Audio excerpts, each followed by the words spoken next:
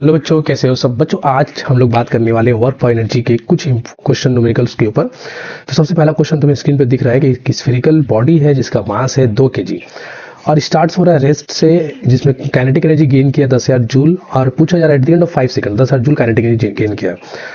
Force acted on the body, कितना force उस body के ऊपर एक्ट कर रहा है, ये सवाल पूछा गया है।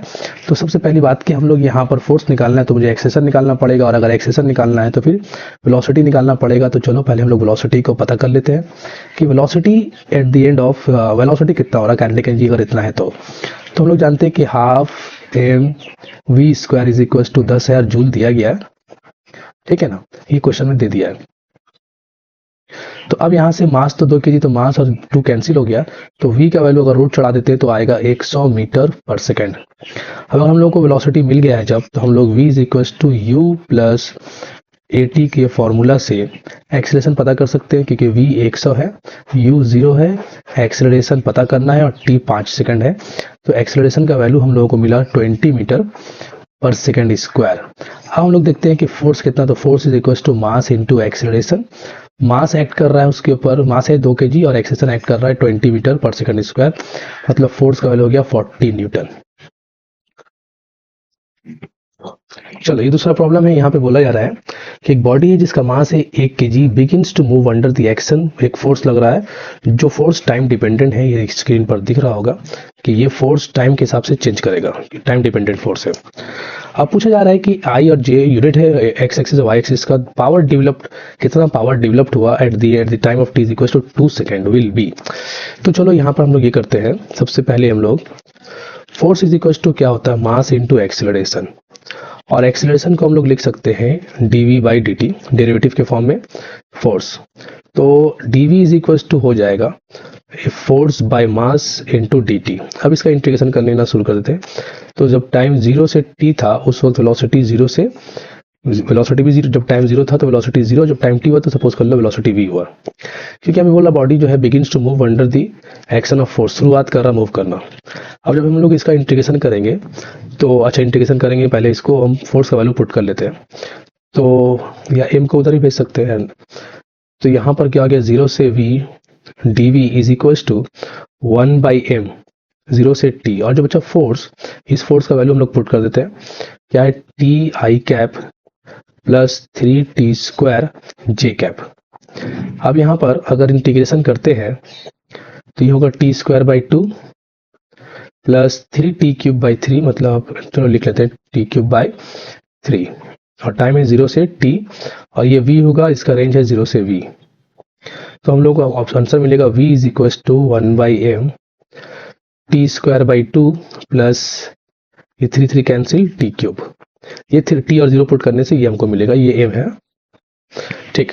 अच्छा अब हम लोग ये करते हैं कि वेलोसिटी तो मिल गया, पावर का जो फॉर्मूला होता है वो होता है फोर्स इंटू वेलोसिटी।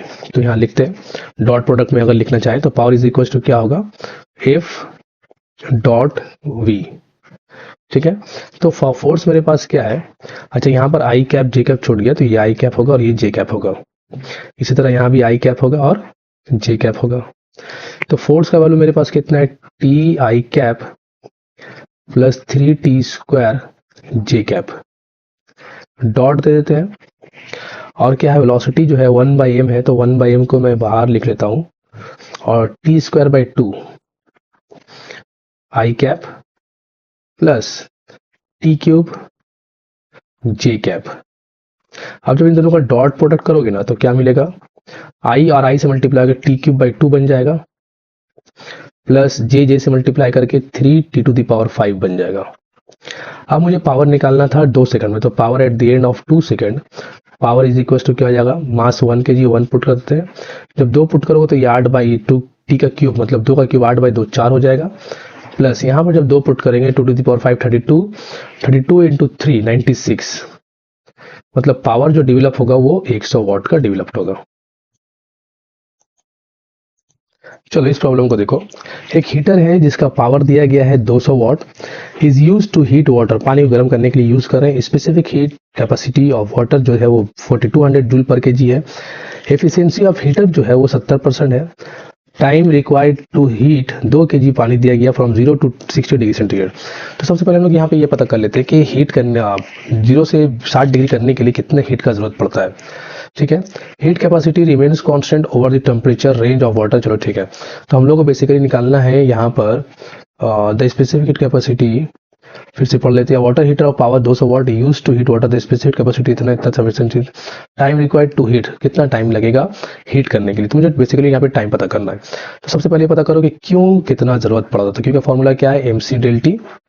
ठीक है, जानते हैं हम लोग चेंज ऑफ टेम्परेचर। तो मास जो मेरे पास है वो कितना केजी था, मास 2 kg। 2 kg मास पुट कर दो, सी का वैल्यू 4200 पुट कर लो, और टेम्परेचर कितना हो रहा है 0 से फ्रॉम 10 डिग्री, सॉरी 10 से 60 हो रहा है, तो 50 पुट कर लेते हैं।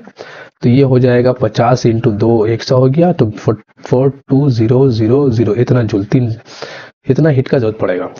अच्छा, अब एफिशिएंसी ऑफ पावर जो है वो कितना है, एफिशिएंसी जो है ऑफ पावर वो 70% बोला है।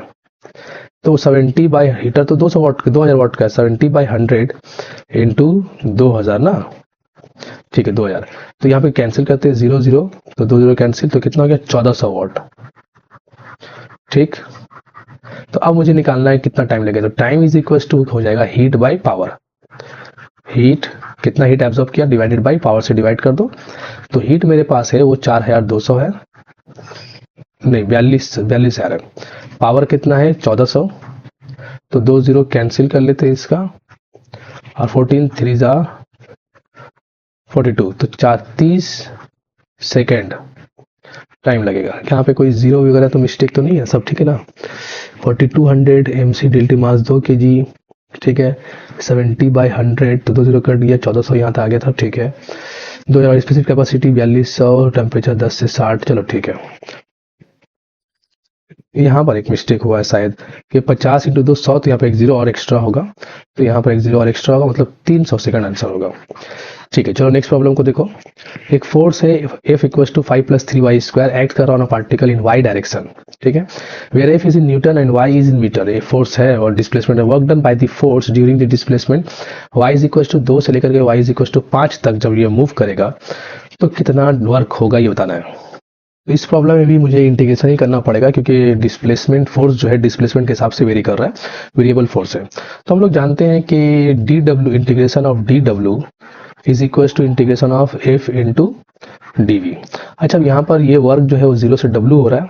जब डिस्प्लेसमेंट 2 से 5 बोला तो 2 मीटर डिस्प्लेस, 2 मीटर पे क्या होगा, वर्क 0 होगा, अभी तो शुरुआत कर रहा है। जब 5 मीटर होगा तो ना वर्क होगा कुछ वर्क।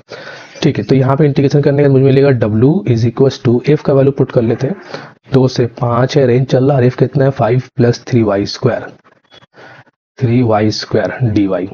अच्छा, अब इंटीग्रेशन जब करोगे तो ये हो जाएगा 5y, और 3y स्क्वायर का क्या होगा 3y क्यूब बाई 3, तो 3 3 cancel, y cube. Range put कर लो 2 से 5, तो वर्क इज इक्वल टू, जब हम लोग 5 पुट करेंगे तो कितना हो जाएगा 25 + 125, माइनस जब 2 पुट करें तो कितना होगा 10 + 8, तो 25 से ये कितना होगा 18 जाएगा 7, तो 132 जूल वर्क डन। चलो नेक्स्ट प्रॉब्लम को देखते हैं, ये वाला क्वेश्चन को देखो।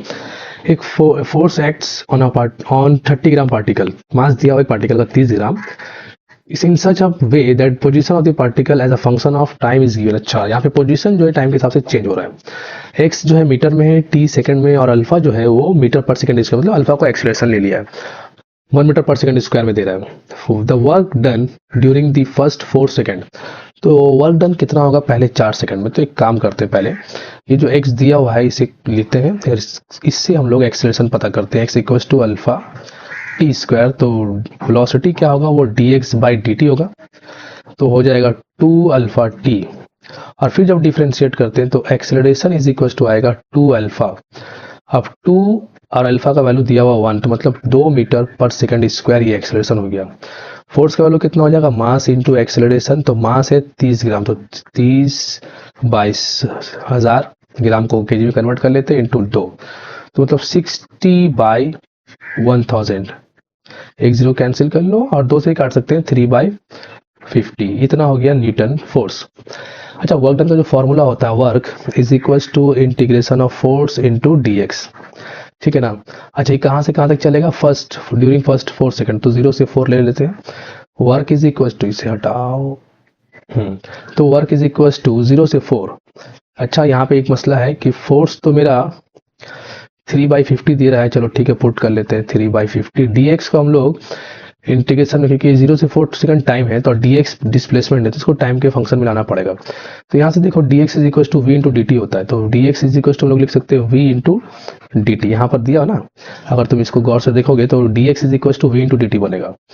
अच्छा 0 से 4 चल रहा है टाइम मेरा, अब 3/50 है, वेलोसिटी जो है वो मेरा 2 अल्फा टी है, मतलब बोल अल्फा का तो वैल्यू 1 है तो बोल सकते हैं 2t है, 2t dt। अब 2 और c को मल्टीप्लाई करके बाहर कर लो, या 3/25 अगर 50 और 2 को कैंसिल कर दिया, और t का इंटीग्रेशन होगा t²/2। अब वैल्यू पुट कर देते हैं 0 से 4, तो ये हो जाएगा वर्क इज इक्वल टू, एक minute, W is equal to मेरा हो जाएगा 3/25, इंटीग्रेशन अगर 4 पुट कर देते 16/2 मतलब 8, तो ये हो जाएगा 24/25 जूल, मतलब 1 पॉइंट समथिंग के आसपास चलेगा वर्क डन। यहाँ पर ये थोड़ा सा उल्टा हो गया, 24/25 होता ना, ये ऊपर से 24 से नीचे 25, 24/25 जूल। चलो अगले क्वेश्चन की तरफ चलते हैं। यहाँ पर देखो, power of a pump which can pump 200 kg of water to a height of 200 meter in 10 second. ठीक है, मास कितना है 200 kg दे रहा है, मास को लिख लेते हैं 200 kg। अच्छा, और हाइट कितना 200 मीटर 10 सेकेंड, तो पावर कितना ये पूछा, तो power is equal to actual में क्या होता है वर्क डन बाई टाइम, तो वर्क डन मेरा कितना हो रहा है, वर्क डन हो रहा है mgh, work done is equal to ले लेते हैं mgh, और पावर इज इक्वल टू होता है वर्क डन बाई टाइम।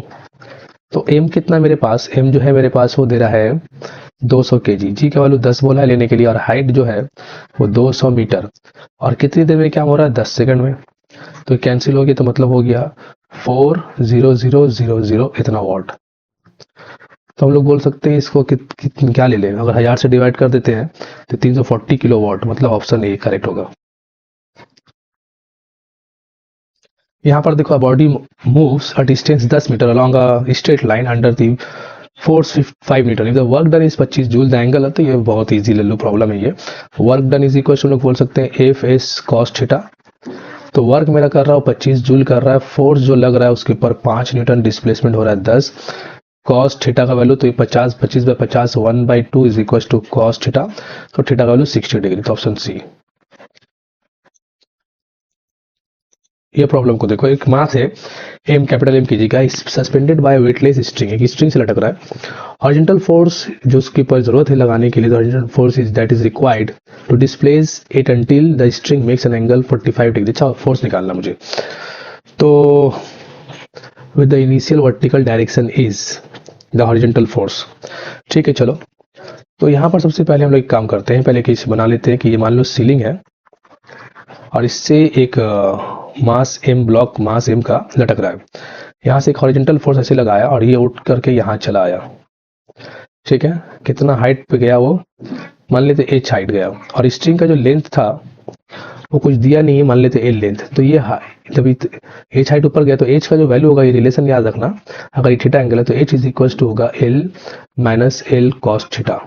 ठीक है, क्योंकि ये जो बचता है ना ये वाला हाइट, ये हाइट, ये l कॉस थीटा बचता है इतना। अगर हम लोग ट्रायंगल का कॉन्सेप्ट यूज कर लेते हैं तो पूरा लेंथ तो l था, तो हाइट ये कितना बचा, h is equal to l minus l cos theta. अब यहाँ पर बात करते हैं कि मुझे निकालना है फोर्स, तो फोर्स इज इक्वल टू हम लोग यूज कर लेते हैं, तो यहाँ पर डायरेक्टली तो हम फोर्स को पता करना थोड़ा सा डिफिकल्ट है। चलो ठीक है, एक काम करो, मान लो ये फोर्स एफ है, तो ये फोर्स इस जगह से अब इस जगह लग रहा है, मतलब इतना डिस्प्लेसमेंट फोर्स ने कराया। तो अगर इसे हम लोग वर्क के फॉर्म में निकालना चाहते हैं तो सबसे पहले मुझे ये डिस्टेंस पता करना पड़ेगा कि ये कितना डिस्टेंस है, तो ये डिस्टेंस हो जाएगा L sin 45 degree, triangle use करोगे समझ में आ जाएगा। तो वर्क कितना करना पड़ा, work is equal to force F ने कितना वर्क किया, तो force into displacement L sin 45 degree, ये वर्क किसने किया, फोर्स ने, हॉरिजॉन्टल फोर्स ने। इसकी वजह से क्या हुआ, पोटेंशियल एनर्जी में चेंजेस आया, तो पोटेंशियल एनर्जी कितना चेंज हुआ, पोटेंशियल एनर्जी बात करें तो मतलब यहाँ से यहाँ गया इनिशियली, तो अगर इसे ग्राउंड लेवल पकड़ लेते तो यहाँ पर पोटेंशियल एनर्जी 0 मान लेंगे, तो इस साइड का निकालते हैं mgh, और h का वैल्यू मैंने बताया कि क्या यूज करना, L minus L cos 45 degree. अब ये वर्क की वजह से ही ये पोटेंशियल एनर्जी में चेंजेस आया, तो दोनों को बराबर कर देते हैं, F L sine 45 degree is equal to mgl 1 minus cos 45 degree. अब साइन 45 एल कैंसिल हो गया, f बाई रूट टू बचा यहाँ पर, f बाई रूट टू, और यहाँ पर जो होगा mg और 1 minus 1 by root two, 1 minus sorry root two minus 1 by root to.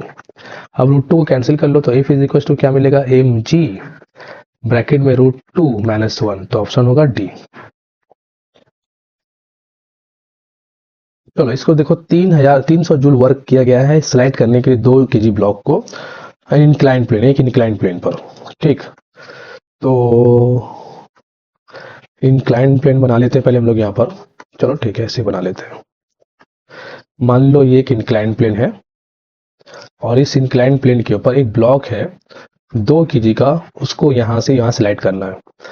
तो सपोज कर लो ये ब्लॉक है, इसको इंक्लाइन प्लेन के ऊपर पुश करना है, लेकर चलना है। तो लेकर जब जाने में कितना वर्क करना पड़ा, तो बोला जा रहा है कि वर्क जो किया गया है वो 300 जूल वर्क करना पड़ा। अब यहाँ पर देखो, जैसे ब्लॉक मूव करेगा इसके ऊपर 2 फोर्स लगना शुरू होगा, एक ग्रेविटेशनल फोर्स और एक इसके ऊपर लगना शुरू होगा फ्रिक्शन फोर्स इस तरफ। तो मतलब ये जो वर्क हो रहा है ये 2 फोर्स के अगेंस्ट वर्क हो रहा है, फ्रिक्शन फोर्स के अगेंस्ट भी और ग्रेविटेशनल फोर्स। तो हम लोग बोल सकते हैं W is equal to work done by friction force plus work done by gravitational force, दोनों का सम है। तो वर्क टोटल 300 जूल हुआ था और फ्रिक्शन फोर्स का वर्क मुझे निकालना है, तो WF और plus WG work done by gravitational force अगर हम लोग बात करें तो ये हो जाएगा mgh। तो 300 जूल यहाँ पर हुआ, work done by friction force मुझे पता करना है, प्लस ये mgh का वैल्यू कितना है, मास कितना है 2 kg, g का वैल्यू 10, तो कितना हो गया 20 और हाइट 10, तो कितना हो गया 200। तो work done by friction force अगर हम लोग निकाल लेते तो ये हो जाएगा 100, 300 माइनस 200 100 जूल। ठीक, चलो ये क्वेश्चन को देखो। When a position dependent force F इतना acts on a small body of mass 2 kg, force जो है पोजीशन पर डिपेंड कर रहा है। बोला वर्क पता करो when x is equal to 0 से x is equal to 5 पर वो मूव किया तब। तो यहाँ पर सिंपल इंटीग्रेशन करना ही पड़ेगा क्योंकि वर्क डन वेरिएबल है, वर्क बाय वेरिएबल फोर्स हो रहा है। तो इंटीग्रेशन डिस्प्लेसमेंट 0 से 5 हो रहा है f dx, और फोर्स का वैल्यू कितना है 0 से 5, फोर्स है मेरा 7 minus 2x plus 3x square. ये तो सिंपल सा प्रॉब्लम है dx। अगर इंटीग्रेशन करते हैं तो ये होगा 7x हो जाएगा, माइनस 2x का इंटीग्रेशन 2x स्क्वायर बाई 2 होता है, तो 2 कट गया x स्क्वायर, और इसका हो जाएगा 3x क्यूब बाई 3, तो ये 3 बचेगा, तो 0 से 5। तो work is equal to 5 put कर देने से 35 माइनस 25 प्लस 3, फिर माइनस 0 पुट करने से एक मिनट यहाँ गड़बड़ बना, 3x क्यूब बाई 3 का इंटीग्रेशन x क्यूब होगा, तो ये हो जाएगा 5 पुट करने से 125। अब 0 पुट करने से क्या हो गया पूरा 0, तो आंसर कितना आ गया 125 से 25 चला गया 100 और 135 जूल। इतना जूल वर्क करना पड़ेगा, ऑप्शन डी। ठीक है, चलो अगले क्वेश्चन को देखते हैं। A body is initially at rest, it undergoes one dimensional motion, मतलब straight line along x y z कुछ भी होगा। The power delivered to it at time t is proportional to, तो पावर जो है वो टाइम t पर कैसे डिपेंड करेगा, इस क्वेश्चन में पूछा जाए। सबसे पहले हम लोग ये देखते हैं कि पावर का जो फॉर्मूला होता है वो होता है force into velocity. Force mass into acceleration लिख सकते हैं, और वेलोसिटी जो है वो at लिख सकते हैं ना, v is equal to v plus at। Initially तो रेस्ट था, तो ये हो गया ma स्क्वायर और t, तो पावर जो हो गया वो डायरेक्टली प्रोपोर्शनल टू t हो गया, मतलब ऑप्शन बी। चलो ये क्वेश्चन को देखो। एक uniform chain of mass m length l है, lying on a smooth horizontal table with half of its length is hanging down, मतलब आधा नीचे गिर लटक रहा है टेबल से। Work done is pulling the entire chain up the table is, तो पूरे चेन को टेबल में खींचने के लिए कितना वर्क करना पड़ेगा, इसका मैं एक डायग्राम डाल देता हूँ। देखो इस प्रॉब्लम में मैंने डायग्राम यहाँ पे डाल दिया है। तो अब यहाँ पे सॉल्यूशन शुरू करते हैं हम लोग। सबसे पहली बात ये समझो कि अगर मैं कोई लेंथ ले लेता हूँ इस हैंगिंग पार्ट का, सपोज कर लो मैंने इतना टुकड़ा पकड़ा जो कि dx लेंथ का है, तो dx का जो मास होगा उसे अगर मैं dm मान लेता हूँ, तो dm is equal to capital M by L, पूरा लेंथ l है, तो कैपिटल M बाई एल जो हो गया ये मास पर यूनिट लेंथ हो गया। मुझे dx लेंथ का मास निकालना है, तो मैं इसे लिख देता हूँ dx से मल्टीप्लाई कर देता हूँ।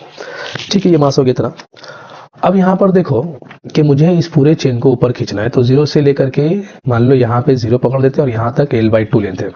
0 से l/2 लेंथ तक मुझे पूरा का पूरा चेन ऊपर खींचना है, तो मुझे कुछ वर्क करना पड़ेगा, वही वर्क मुझे निकालना है। तो work is equal to actual में क्या होता है, फोर्स इनटू डिस्प्लेसमेंट। तो एक्चुअल में इस ये जो डीएम मास है इसके ऊपर फोर्स कितना लग रहा है, तो फोर्स इसके ऊपर लग रहा है, force is equal to mass into acceleration. तो डीएम इनटू एक्सेलरेशन, तो डीएम का value mass by length DM और एक्सेलरेशन क्या है जी, तो जी इंटू डी एक्स, ये लग गया मेरा फोर्स डीएम मास के ऊपर।